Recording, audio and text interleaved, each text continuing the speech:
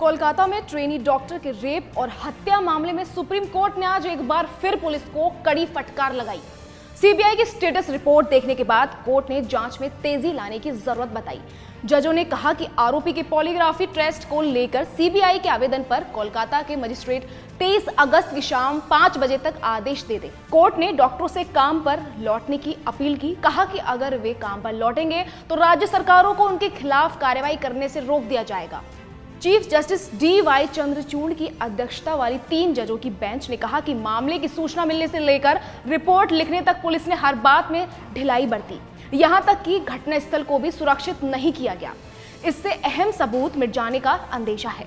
Bench के सदस्य justice Pardiwala ने कहा कि पुलिस ने जिस तरह से काम किया वह आपराधिक प्रक्रिया संहिता से बिल्कुल अलग थी। उन्होंने अपने 30 साल के करियर में कभी ऐसा नहीं देखा। दरअसल सीबीआई की स्टेटस रिपोर्ट और पुलिस केस डायरी को देखने के बाद जजों ने पाया कि सुबह घटना की जानकारी मिलने के लगभग 14 घंटे बाद पुलिस ने एफआईआर लिखी। कई घंटों तक शव को यूं ही पड़े रहने दिया।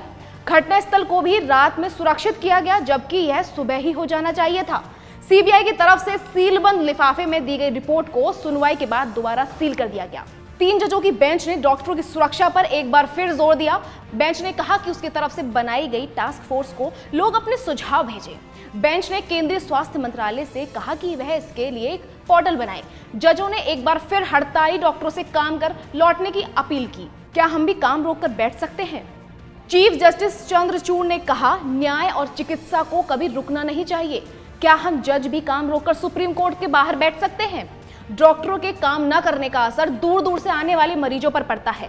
उनका निराश होकर लौट जाना सही नहीं।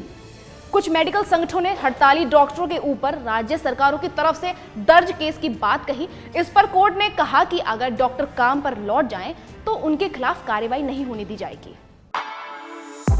For exclusive and insightful videos, subscribe to our new channel ABP Live Premium.